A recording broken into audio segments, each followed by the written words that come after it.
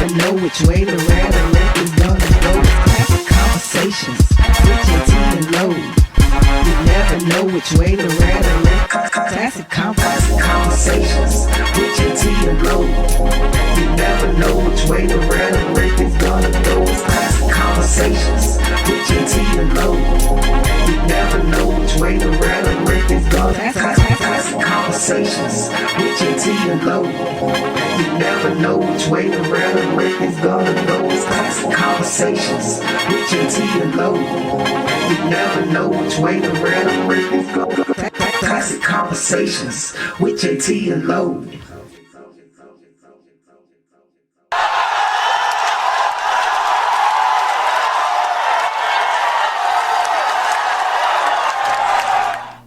Yo, what up, people? Y'all know what time it is. Oh, man, we got to get better, Angelo. It's 8:30-ish.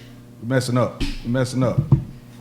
That clock is actually wrong, so it's actually 8:39, so we're... Okay, we ain't doing that bad. Okay. We ain't doing that bad. Still got to get better. However you look at it, it is time for Classic Conversations with Jae Tea and Lo. And my man, that's a cop, not going to be here tonight. So I'm going to say it a few times, but probably not all night. But there you go. We started off the right way. There it is, man. We're going to get this thing going. Listen, but before we get going, those buttons over there on the side, we need for you to hit those buttons. That's the love button, the like button, the mad button. You can cry with us, whatever you want to do. Just hit the button, because when you hit the button, it's going to help our algorithm go up, as I've told you before, Spotify, Amazon Music, YouTube, and now we on TikTok. So listen, man, I need for you cats to go out there and hit the button. I need for you to follow, then I need for you to share. Follow and share. It's all it takes. Just 2 hits. Just hit the button. Follow, hit again, share. That's what we need for you to do, because we're trying to take this thing somewhere. And I'm telling you, you need to get on board now, because don't be trying to get on board later once we get there. I don't want to hear it once we on BET talking to the audience out there. Now you want to come up and be. No, I'm telling you, you need to get on board right now. Just telling you what it is, because I'm putting it out there because it's gonna happen. Angelo. Yes, sir. How was your week, dog? So listen, I had a cool week. I'm not going to get to everything, but this is what I'm going to say. I want to take my time tonight, and I'm going to take MJ's time. You know why? Because we may have time to do it because we got such a dynamic guest tonight, and we have some great topics, so I don't want to take away from none of that. So I'm going to do my Deion watch now. Yeah. So, Deion Sanders, you lost the game due to coaching. Now, there's been a whole lot of speculation about, the sons and the jewelry and the braggadocious and all this stuff. I get it. But we weren't complaining about that when they were winning.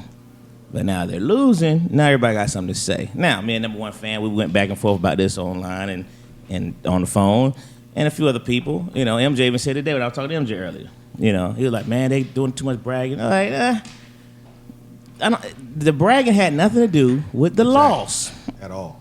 Okay? It was coaching. They were saying, they played too many plays for Travis Hunter. Listen. Travis Hunter is 170 pounds, maybe? Would y'all give him 170? 170? Yeah. 170. The receiver he was going up against was 6'4", 215 pounds. He was too small to play this guy man-to-man all day across the field.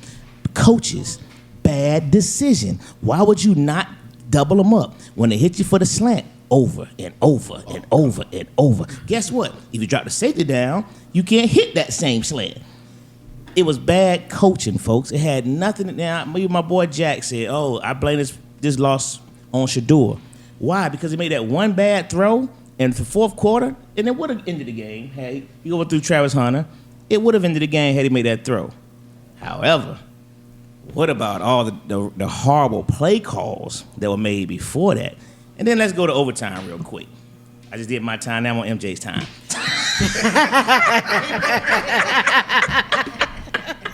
Now let's go to overtime. So Deion has complained all year long that he's 7 to 8 dogs away, right? Yeah. And those 7 to 8 dogs rest on the offense and the defensive line, okay? You had the ball first and goal to go after the pass interference, and what do? You run the ball up the middle. Up the middle. It gets stopped. Half their team was in your backfield. So what those brain surgeons of offensive coordinators call for second and goal? You run the same ball up the middle. Up the middle. And you win ran the exact same play that you just got stuffed. I said, okay, second down, surely there's going to be play action coming right here.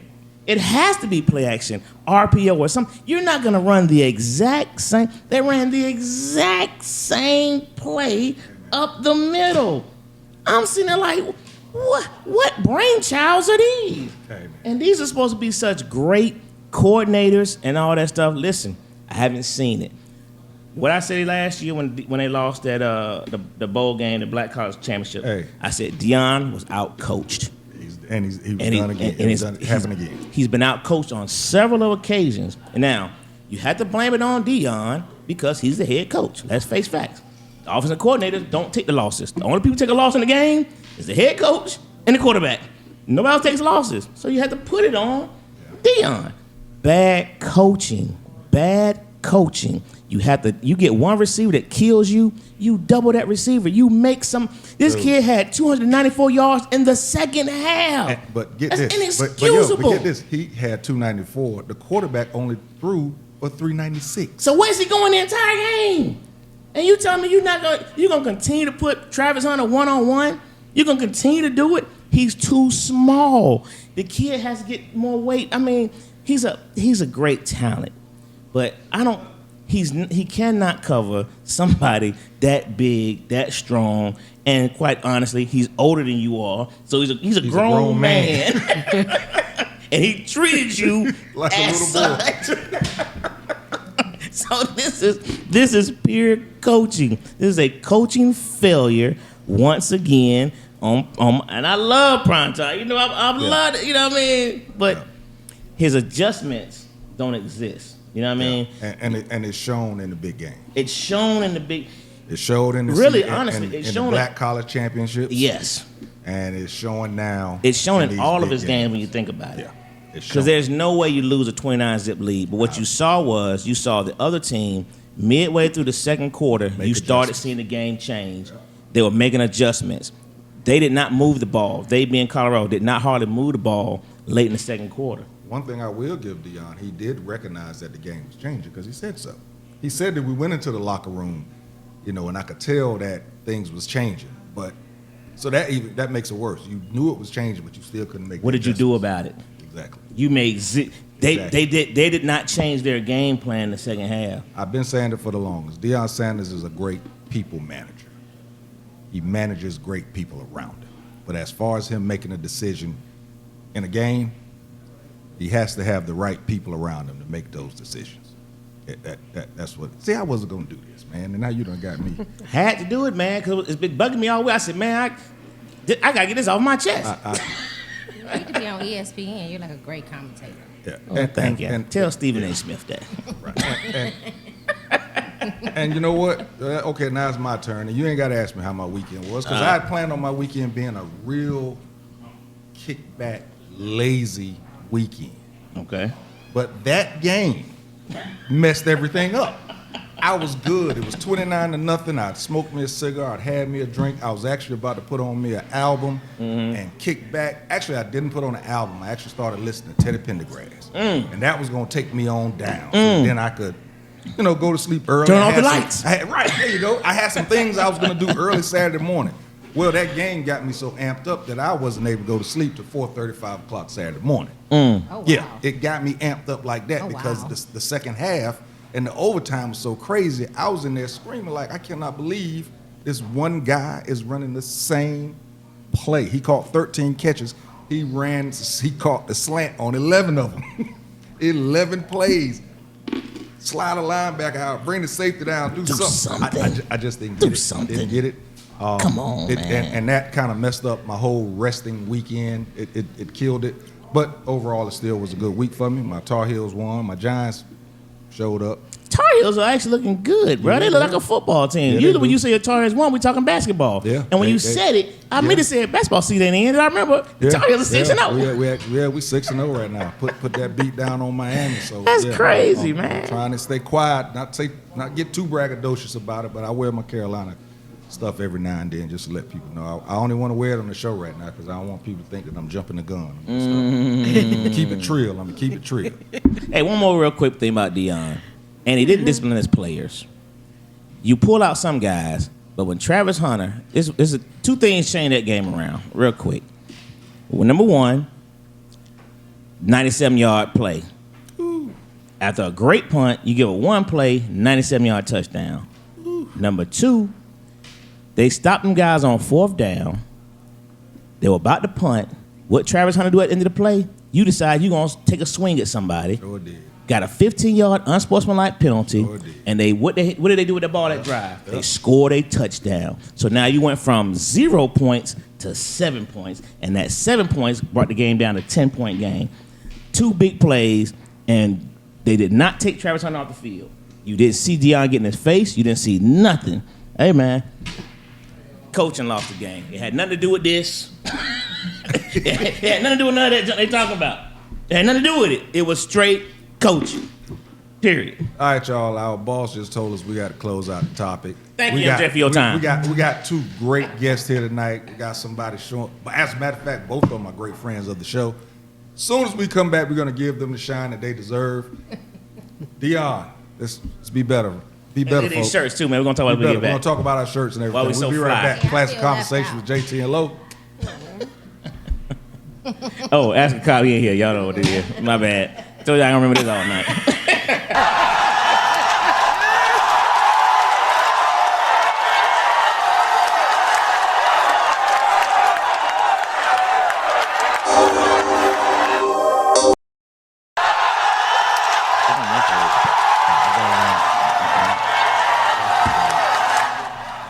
All right, y'all. We are back, man. Classic Conversations with Jae Tea and Lo. And ask a cop not here tonight. As I stated, man, we got some guests here tonight, man. 2 great guests, you know what I'm saying? They beautiful black women, our queens out here in these streets doing what they need to do. Got this young lady, she used to be on the show. She was up here week after week after week. Then she had to leave and start making her money. I'm not mad at her. She started chasing that bag, but she been living life. When I tell you she has been living life, she has been living life. Niasha, how you doing, young lady? I am good. Hey, happy belated birthday, Thank yo. you. Same to you. Hey, Same to you. That 929 fever is up. 929. All that stuff is up. All of it is up in here today right now. So how you doing, man? How's things been going? I'm good. I'm really, really good. I've been going hard. That is true. But I'm going to tell you something. This week I realized that the body will talk to you. When it's time, you get burnt out. Yeah, You do. yeah. So in the last week and a half or so, I had to make a decision. Either I'm going to love myself through it, or I'm going to be hard on myself and beat myself up and feel non-productive. But either way, the body's still saying the same thing. Yeah, So I'm loving myself through it, taking a slight break, because you got to rejuvenate. Yeah, the body does not lie. No, it does not. I promise you. Mine spoke to me right before I came here tonight. I promise you, it does not lie. It tells the truth every time. It's not lying to you people. I'm telling you, if your body tell you something, listen to it. Yep. Listen to it. Adhere to what it's saying. Yes. Because if you don't, it might end up just shutting down later. Down Say, you on know you. what? I don't want that. I'm tired of talking. Yep. You ain't want to listen? Sit down somewhere. Yep. And our other guest tonight, I tell you, when we had you on the show the last time, when I tell you folks was reaching out from near and far talking about how great that show was. So we got Dr. Cindy back in the building. How you doing? I am well, thank you. That makes me feel good. Oh, I Thank promise you. I Thank promise you. They were, I still have people. nonstop. I mean, seriously. Oh, wow. Seriously. We got some people that actually has reached out. They want to come to the show, but they only want to come when you're here. Oh, Because they got some things that they need to work through. And, you know. One was a young man Yes. powerful. that it was really strong for him to say it. Yeah. Yeah. Yeah. And that's what I'm talking about. It was really dope. We heard he wanted to talk to you. Yeah, guys. yeah, Like, yeah. wow. And we still plan on planning that, getting that done, scheduling that. Because I think let's that would schedule be, that. I think that would be a powerful show. I think that's going to be really, really powerful. And as you can see, we dressed in purple. We're sitting up here twinsing. You know what I'm saying? Hashtag twinning. But we winning. Please let her tell him why. So Ben, I don't want Ben already said we're gonna run off with this thing. So Right. So go ahead, Dr. Cindy. Let them know what's going on with our purple up in here. I know y'all men be repping colors and stuff, but yeah, no. So literally, purple is domestic violence awareness color for the philanthropy that I'm a part of. This is crazy how most humans only are affected by maybe one, maybe none causes throughout the year, but every year there's awareness. Every month of the year there's an awareness, right? So October is Distracted Driving Awareness Month, which is like a turquoise color. There's Breast Cancer Awareness Month, of course, which is pink. And then there's Domestic Violence, which is purple. And I've been affected by all three. So I literally focus on trying to blend all the colors somehow, some way within the shirt. But I choose a color, pink or purple, I wear the entire month. Yeah, and so purple, we just chose this. I was going to get some pink shirts for y'all, and I was like, I don't feel like dealing with who says they're man enough or not. I would have worn it, but I know you would have. Yeah, I know you would. And I'm sure you have some fly kicks to go with it, too. But, yeah, I opted for purple. But thank you so much. Y'all can see the shirts. Life be lifing', baby. Life be lifing'. Yes, life be lifing'. You ain't said nothing wrong with that. Yeah. So that's our T-shirt, hoodie line. Good. Yeah. They do. Yeah. They Feel do. good. Nice bodily proportion for me. I like that. Oh, rock out now. Rock out now. Yep. Feel like this type of shirt feel like it'll keep its shape. Yeah. You know, some shirts, you watch them things and it's crap. Especially when I hate But like, to say son, it, can you fit this? especially most of them, the black-owned business, boy, you be scared to put them T-shirts in the You know wash what? machine. Yeah. But, this is one of those, you know what I'm saying, that I know I can wash and it's going to fit like it's supposed to fit. It's going to keep its shape. For sure. Appreciate that. Catherine chimed in. Oh, Lord. Yeah. My wife, she want a shirt. Okay, we gotta get her one. We gotta get her one. All right, man. So this week, as you know, before we get to that, real quick, man, I want to talk about the 6-year-old little boy that was stabbed 26 times Oh Jesus. because of the conflict that's going on over in Israel. 6-year-old Palestinian American was stabbed 26 times for being Muslim by his landlord. Supposedly, the landlord went to the mother a couple of days ago and said something about, are they going to be okay with them living in his building? A couple of days later, he confronted her again. He pulled a knife on her. She was able to escape and go somewhere to call 911. While she was calling 911, this man jumped on her child, a 6-year-old boy, and stabbed him 26 times. So, because of a conflict that's going on over there, we have 6-year-olds being killed on American soil. This is an old man, too. Very old. Very, very, very old guy. Older guy. Yeah. Couldn't have had no threat. Mad because they were Muslims. And she actually, when he attacked her, she actually asked him, let's pray for peace. And he responded by, wielding a knife and doing what he did. Then, of course, people, we have to touch on it. The slap around the world is we still listening to. Jada Pinkett Smith is in the news. She's standing in the news. I got to give it to her. She was selling a book, and she sold the hell out of that book. Yeah, and of course. She damn near got me wanting to get the book. Because Not me. she almost They has call her Jada Pinkett, Alcina. Right. Yeah. But the crazy thing is, just last week, Friday night, she did the interview, and she talked about them being separated for 6 or 7 years, and there was no hope at that moment of reconciliation. But then yesterday, she actually did an interview with the same lady and said that her and Will are now working on being together as one. But I saw something where she said she had never met him before. I'm just confused. Yeah, she did a lot. She did a Yeah, lot she's on been her doing a tour. lot. She's done a lot. She's emasculated that man all the way down. Some people say he must have had a conversation with her to make her switch gears to where now they're supposedly going to get back together, or they're working to get back together, when just last week they weren't. So, I mean, he is the breadwinner. I don't know why she's not like. That's why she write these books. Yeah. For sure. Right, yeah. But the It's thing like, is, the Because I'm world sure they has gave her so a much to nice say. chunk of change for There's- it. a clear video of the family, including him. Very happy about the book. And it's like, oh, y'all mad. Y'all way more mad than he is. Well, what's interesting about that is the book comes to the author months before we know anything about it. So that video was surely taken months ago if the book just released. In all fairness. Yeah, and supposedly he just read it for the first time. He had a statement about it, saying the things that he would have done if he'd have known this type of thing that she was going through and all of that type stuff.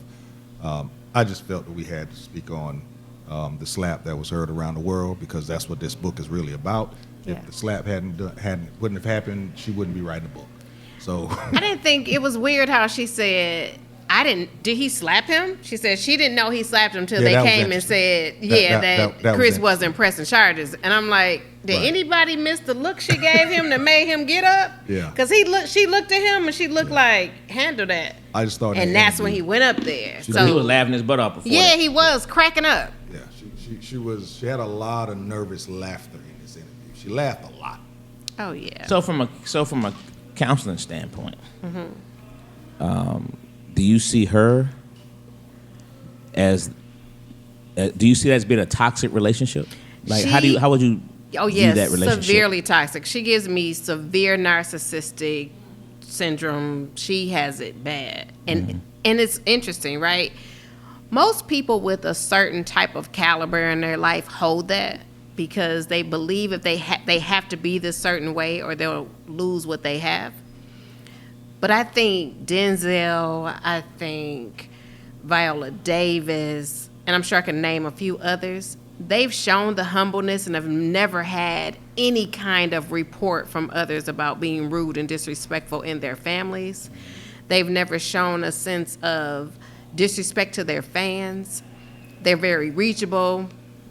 I've never ran into Denzel, but people who have said they've ran into him, he sit in cafes and chill. He's reachable. Hey, how you doing? They like, you just sitting here. He like, I'm just sitting here because I'm normal. Like that, what y'all see on TV is my job. And he's been a gentleman both times. Yeah, and so it's not that people want to make it like, oh, this is how you're supposed to be. No, it's not. It's mental health is real, and they show it very, very openly.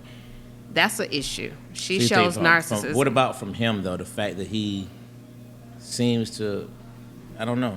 I mean, why is he so willing to accept that then? I don't know if it's about willing to accept. Some people know what they have in their families, and some people are really family oriented. That I love who I love, regardless of who they are, good, bad, or indifferent. And as long as they've been together, I think he genuinely really loves her. He shows no sense of not. But then again, when people close their doors, you don't really know what kind of life people really live. Sure. And we definitely don't know that. We don't know these people, but from what people tell us. He's had his own flings on the side. She made it clear in the past. I think this is what they do. Like what they do. Years ago, I think it was years ago it was a thing that they did, the swinging and all of that. And it's a Pandora box that families have to know that them demons don't really go nowhere. And if you do it in your younger years, because you have to think, we got a man who regular men without no money get a whole lot of sex. So men with a whole lot of money probably get double what a man who don't have no money get. Double plus, right? So now think about it. How it gets after you have so much sex with. What else are you resorting to? I think those rumors, after you found out that for the last 7 years they've been living separate lives, I could see how those rumors could have gotten started.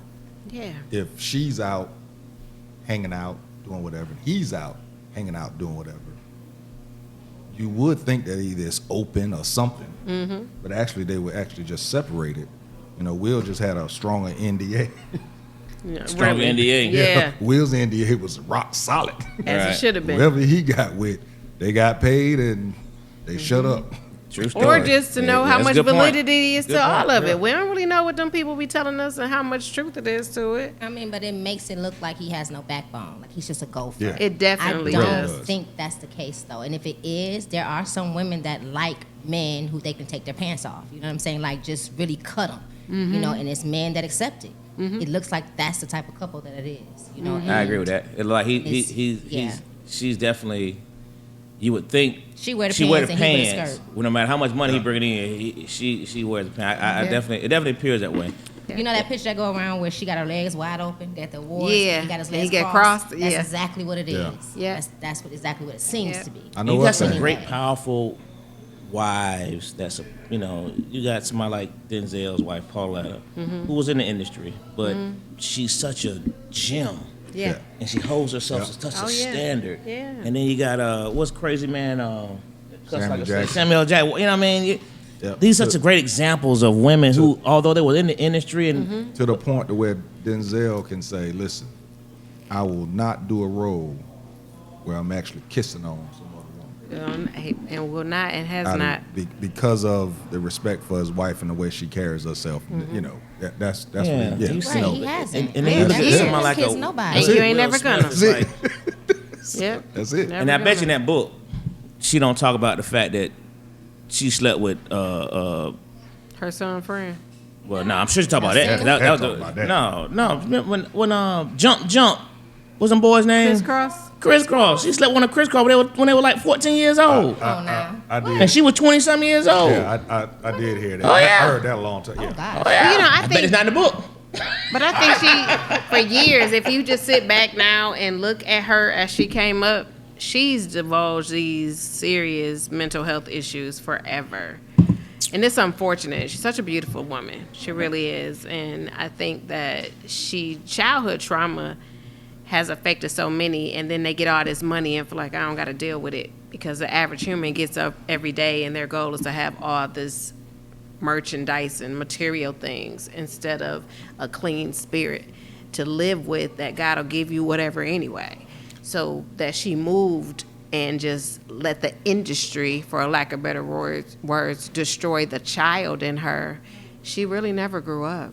But the thing about it is that she claims that she's done the work. You Ain't know what no I'm way. saying? She's done, and on top of that, at some point you have to grow up.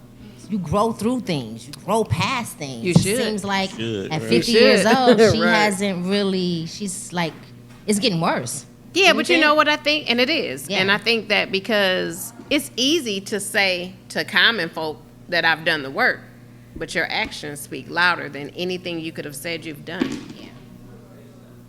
I tell you what, she got some really expensive shoes on in that interview because her heel was leaning the whole time and it never broke. You know what? I was looking, I was like, man, her foot did not move. She was putting so much pressure on that heel and she kept it right there. I'm like, man, those are some expensive shoes. Probably were. Yeah, so I'm sure that, she's going to get sure a deal they with that were. too. Yeah. So moving on, we're going to roll right into this one, right into the next segment. Subjects of awareness this month, which you just talked about: breast cancer, domestic violence, and distracted driving. There are many people out there that's dealing with this either as a family member, either as a friend, or you could be somebody that actually has encountered the disease, is living through the violence, or actually, living with the distracted driving, the results of someone else having some distracted driving issues, and something happening within your family or something like that. So since we had the doctor on and everything, and she said that she's been dealing with some of it, just wanted to touch on how you're dealing with some of those type of issues. And listen, I need for y'all to give us a call, man. We got a doctor in the house, 404-500-1605. You got some questions, this is the time to do it, because you can actually get answers from somebody that actually has certificates over their head instead of us with just great opinions. Go ahead, Doc. What you thought? I think October for me is a month of resilience where I have to bounce back every year. Understanding that people look to me every day to help them get through things, and I have to look to myself, others, prayers to get through stuff myself. And I think out of them all, the distracted driving piece was probably the most effective in my life. That changed it the most because my son was killed in a car accident. That started my philanthropy. Before that, anybody in the world know me. I'm doing some stuff in the streets. I'm hanging out. I'm doing whatever. And I needed to understand my purpose. I thought I knew it before then. I was a mother already, so I'm thinking that's my purpose. I was a daughter. I was a sister. I was a cousin. But what I wasn't was the woman I am today, and I had to become that. The breast cancer, my mother died from it. And so each year I'm rushing. I'm calculating the schedule for next year. I'm getting these breast exams. I'm making sure I'm constantly feeling. I'm constantly checking. And I just know it's DNA involved. So a lot of women, when you ask, have they had their mammograms, they looking at you like, no, I don't need that. No, you need that. And you need that every year. Domestic violence, my second husband beat me. When I caught him cheating, I thought we could just get a divorce. And he kind of was like, yeah, you're not going nowhere. Now, I'm a street girl. I'm thinking, I'm not afraid of you. And I wasn't scared, but I wasn't expecting the fight. I didn't expect the abuse. And then I didn't stay after that. I had to leave. But the fact that when I was telling people what happened, I think they were shocked because I was a girl who grew up kind of fighting all the time. But then it was like, I can't whoop no man, though. So despite that I had to go through it, I always told people who were like, oh, we gonna get him. I'm like, nah. I'm gonna take that for the team. And the reason I'm gonna take that and we ain't gonna bury him and we ain't gonna hurt people in his family is because it's a bigger platform here. And I'm already working. I'm already in my field. I'm already telling people how they gotta forgive. And so out of all three, that was the hardest to handle because I had to handle it differently than I would anything else. Probably 3-4 years before that, I would have had something done to him. So with that, so that was because of your path after your son, that's what kind of kept you from saying, let's do something to him. Yeah. And just, okay. Yeah. Because so in other words, you dealt with that The right way. From a strength of another occurrence in your life that actually helped you get through that. Yeah. You got to kind of handle things as an adult when it's easier to handle it in your immature stage. But because the average human has done more in their immature stage than they could ever do in the mature stage they're growing to be in. True story. All right, y'all, we're going to continue this. As you can see, it's going to get pretty heavy in here. I got a lot to say about the domestic violence side of things and people that's actually growing up within that environment or grew up within that environment, some things that you may not know that you may need to think about. We'll be right back. Classic Conversations with Jae Tea and Lo. And that's called.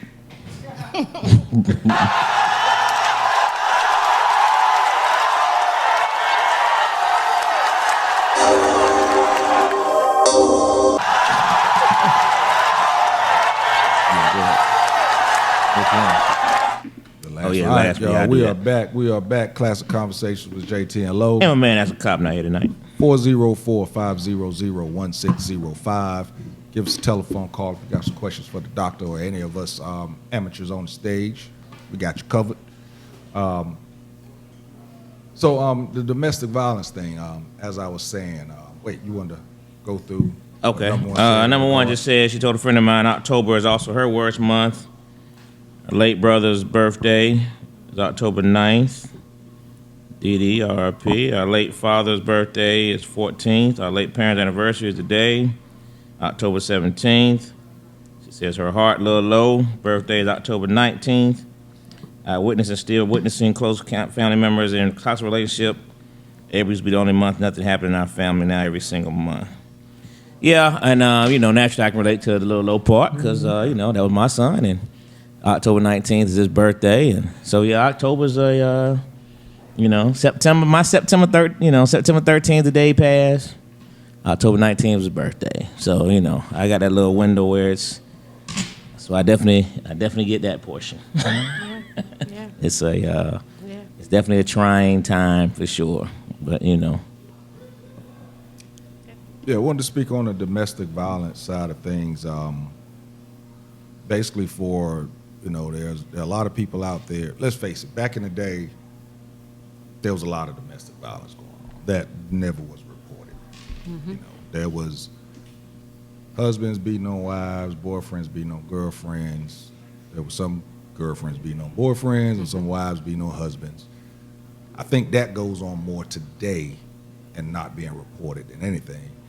But back in the day, it never really was reported, you know what I'm saying? So there's a lot of people out here now between the ages of 40 and 60 that went through that trauma. And from as I went through it, and you never recognize the way it can affect how you see things as an adult, how you react to things as an adult. Sometimes it can make you to the point to where you don't want to react to something because you feel that if you do, it may lead to something else, and you may not know how you're going to react to it. So you just, you know, I mean, we're talking about Will and Jada. That could be something with him. The reason why he's taking what he's taking is because he may not want to say anything, and then it become a combative situation. He may not know how he's going to react in a combative situation because I don't know this for. I'm not saying that this happened in Will's life, but for all we know, his parents were, you know, he grew up in a domestic violence situation. You know, I grew up in it where my pops beat my mom, he beat me, didn't touch my sister, but he beat me and my mother, you know, and growing up, I still do. You have to really, really push a lot of buttons to make me flip. Okay. Shoot, playing flag football, these cats, if I did get mad on the field, they'd be like, damn, something must have been done if JT got mad. Because I would always pull back because I never knew. I knew how my pops was, and I felt that was something within me. So it kind of kept me from being my better self because I held back so much. Counseling helped me get through that to where now I know that gene is not in me. To just be, you know, slapping on a woman or whatever. I'm going to holler at her. I might shake her. Shake her. Shake her. Shake the hell out of him. Shake her. I can't hit my wife. I hold her tight. You know, I might come with charges because she's so light. My fingerprints going to be all over. So, you know, it's none of that with me. But the counseling part of it helped me recognize that I actually don't have that gene in me to where I just want to hit on a woman just because. And I think a lot of us, like I said, within that age range, should think about it. If that is something, if that is a situation that you grew up in, you should really think about some type of counseling because it is a trauma that's holding you back from something. I Definitely. guarantee you, it is a trauma that's holding you back from doing something, whether it's taking the next step in business, taking the next step in a relationship, taking the next step in a friendship. It is holding you back from doing something. I promise you. So if you are in that situation, if you grew up in that situation, you need to think about getting some type of counseling for that. Well, interestingly, you do have the gene, right? You've just made the choice, probably from seeing your mother be abused, that's not how you want to treat your wife or your child with you being abused. And I believe your father probably came with the gene because the age that we are, that was normal then. Right. Slaves beat our people. We thought we were supposed to beat our people, and it didn't stop until people began to say enough is enough. So DNA is real. And I always educate my clients who go through domestic violence to just understand when it's a good time to discuss what happened to you, because you just don't wake up and want to beat somebody. You don't wake up and want to be an alcoholic. You don't want to wake up and you want to be on drugs. But if it takes you away from the pain and trauma you've endured for so many years, doing that arithmetic of pain, you don't know nothing else. So you do have that gene. You've just decided that gene has not become you to be that same person your dad was. I know you had something, but because I'll forget what I'm about to ask you this. Let me ask you this real quick. So you're saying that they should have the conversation of of getting some help or what made you this way. If you don't really, should that be a conversation that's had from a partner or something like that, because that's kind of dangerous in itself for a partner to say, what happened to you to where you want to do this to me, because especially if it's somebody that doesn't know. Let's face it, most of us we've pushed traumas down so far that we don't even know that we have a trauma. So is that a conversation that's safe for a partner, somebody that's within the domestic violence situation, to actually say? So I think it's for anybody, because these are the difficult conversations we've never made comfortable. Technically, before you meet somebody and decide to be one with them and decide to be in a family with them, these are the kind of conversations we should have had. Most people don't have them, right? So it's fair that you spend many, many days and nights together and don't know these people in a whole factual sense, that people don't share their childhood. They hide them from themselves. So furthermore, they have to hide them from the partners because they become embarrassed. They become engulfed with the pain, and it's just too difficult to talk about. They realize that it can't happen again, so they just run from it. But these are conversations when I do like the premarital counseling, I tell people, what would you want to tell your spouse today that you wouldn't want them to know 10 years from now?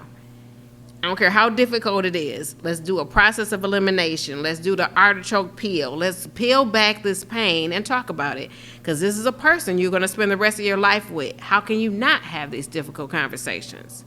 You got to learn to break the generational barriers of our parents growing up, sweeping everything under the rug, making it seem like, you shut your mouth now. You will go on in my house.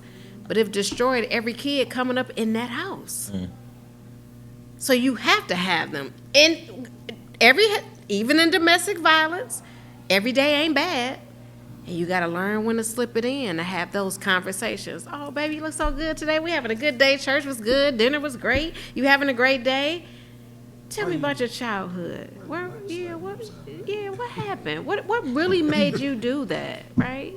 Did I really make you that mad, baby? Because one thing about an abuser, they double back and apologize because it hurts them too. I don't care who you are. It ain't nobody that evil. I mean, Satan gonna have to come sit here next to me and tell me you was created to be just that evil without a conscience. I don't believe that. I don't believe that. You were gonna say something? Go ahead, Yes. young lady. I think that it is a catch-22 as well, because not only was there domestic violence back when we were younger and before us, there was also rape. The boyfriends was raping the baby girls. And so my mom chose to protect me. She didn't remarry. She had no men around me. And so in turn, I didn't know how a man was supposed to be treated. I didn't know how a woman was supposed to be treated. I didn't know nothing.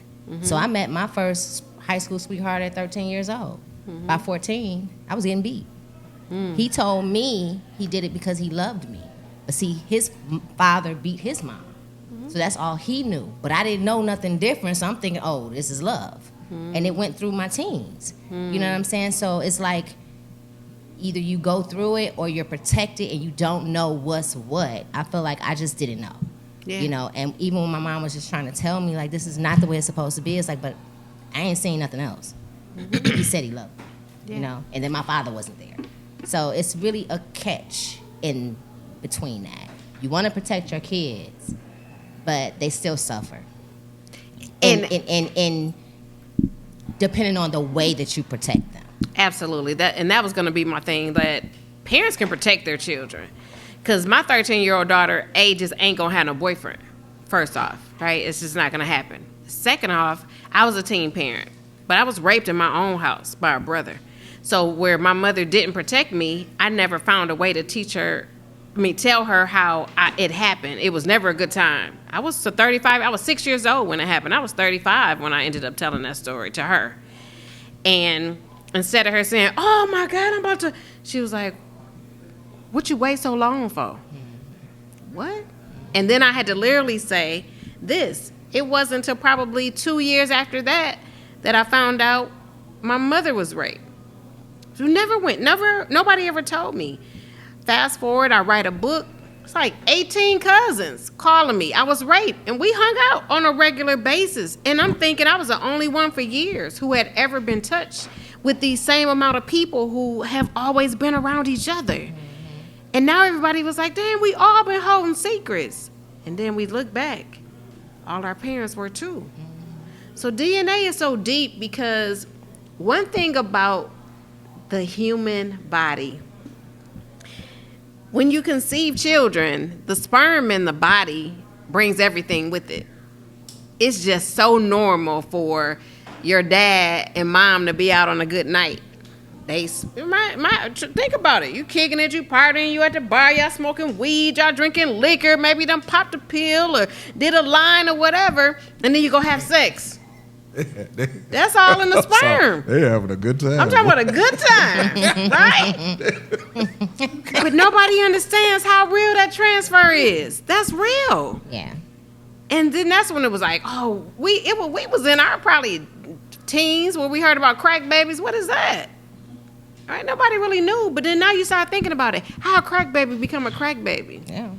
Right? How did this happen? People never took a chance to break down. Like, they had a good night when they had sex that night. And it transferred. So does all the demons. So does all the spiritual stuff that's really deep inside from the bloodline prior to this child, prior to this parent. They're bringing everything nobody said. Lord, help us. I don't want my baby to live like that. I don't want my baby to live like that. So hence, I have a 32-year-old daughter. Never been touched. I ain't got to worry about her being touched. But I also had to give my life up as her being a teenager so she could understand what it was like to be a little girl who lived a little girl's life. Yeah. And that was hard. Yeah. That was hard. But it was my sacrifice because I took that for her. She ain't got to never go through that. Or none of my children. Well, I say I went through hell. Not imagine. knowing.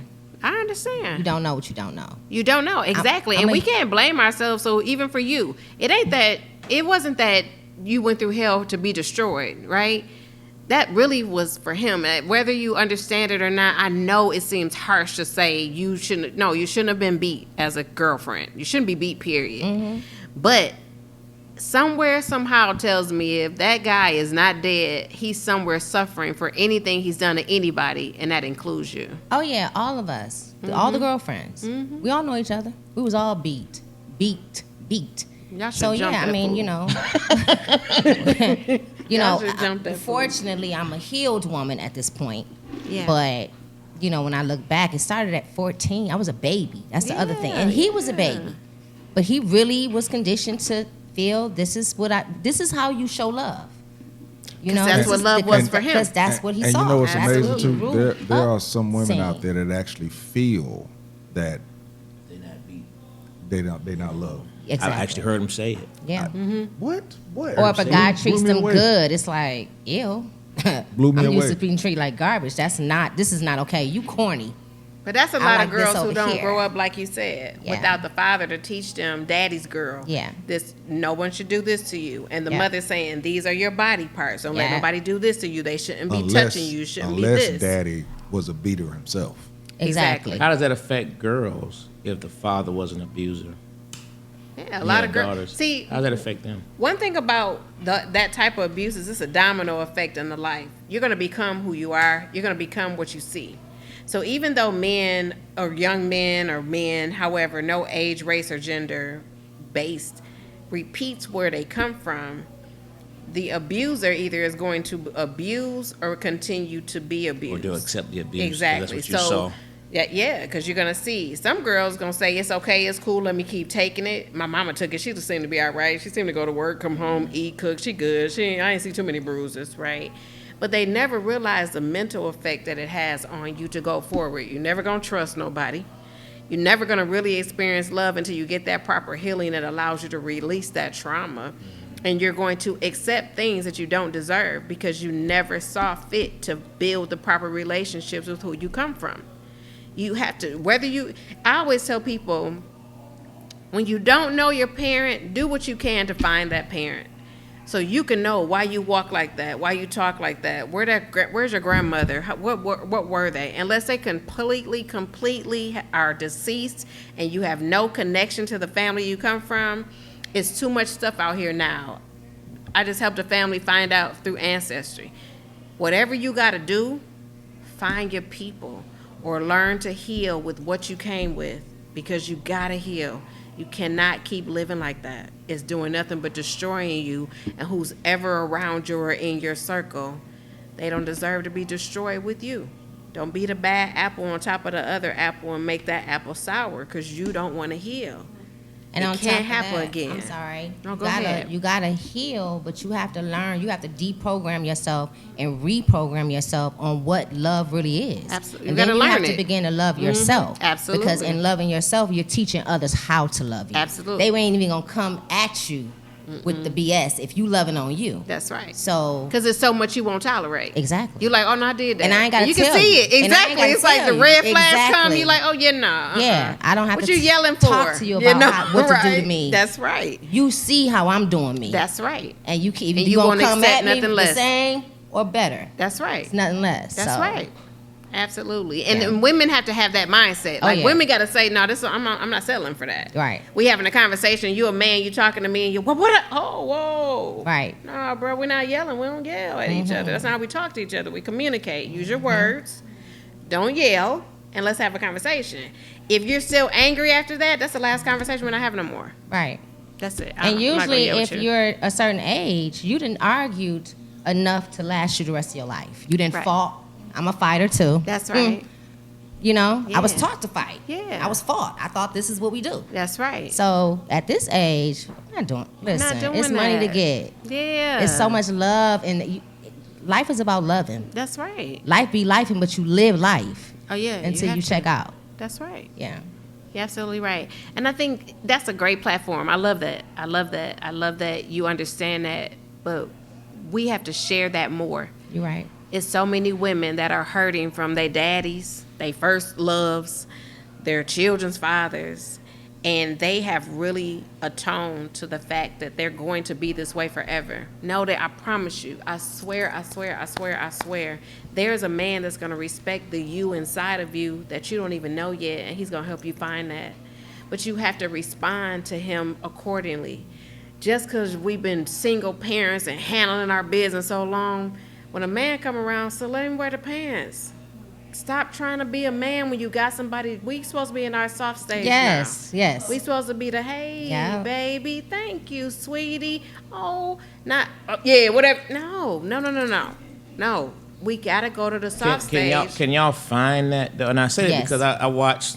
There's this funny skit I watched. A dude named Carrie, and the skit is about when a woman's not used to not being in a toxic relationship, and like, you know, she's ready to go off, and he'd be like, "Nah, baby, you know, we eat where you want to eat at." You know, and she already went off. He was like, you know, just the whole. So how can y'all find that, or does it take some type of healing to find it? It takes healing. It takes definitely takes healing. Yeah, so the man can't. So even if the man is good to you, I guess what I'm asking, you still can't even necessarily see that. No. Okay. If you haven't been healed. But here's the thing. Every human walking the entire earth has an issue. I don't care what, there's not a human walking the earth without an issue, first off.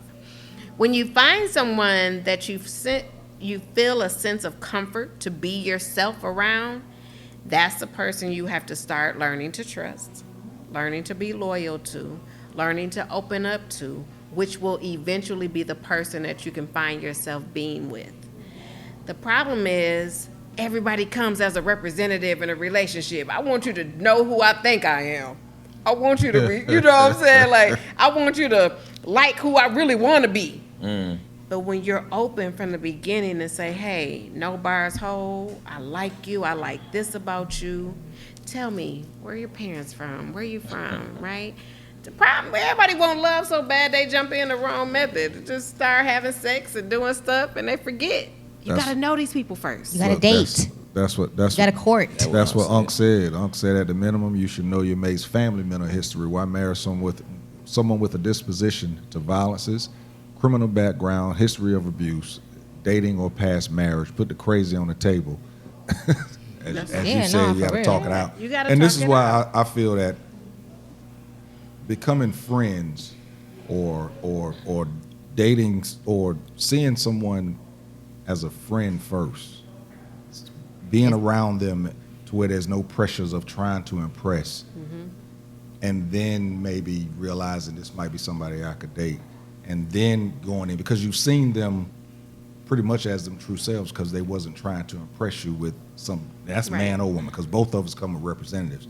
But that's one way I think that'll help in regards to that dilemma. I think that's the only way. Because with your Actually. friend, how often you fall out with your real friend? Right. And how Right. often you How you fight pose them. to hurt them. Exactly. You don't want to hurt them. your Yeah, you friend. don't do that. Your Yeah. real friend, Your real you can friend. sit there and I say with my homegirl, we might disagree on what we're going to eat or where we're going, but for the most part, we're going to end up going. For the men, I always see them like, oh, that's my partner. That's my this. And I'll be like, you don't know that nigga. How you don't know him. No, he cool. Oh, yeah? You think so? Well, why you say that? Oh, he beats his girlfriend on a regular basis. And when y'all get in the club for 2 hours with the music banging because he dapped you up and bought you a drink, that's your guy? Doc out here snitching. No, I'm just playing. Like, what in the world? But think about it. Yeah. People don't really know even those we say we cool with because you don't know where they come from. Oh, I was trying to do it before the bell, but there go the bell. We about to take a break. We'll be right back. Classic Conversations with Jae Tea and Lo. And that's a cop.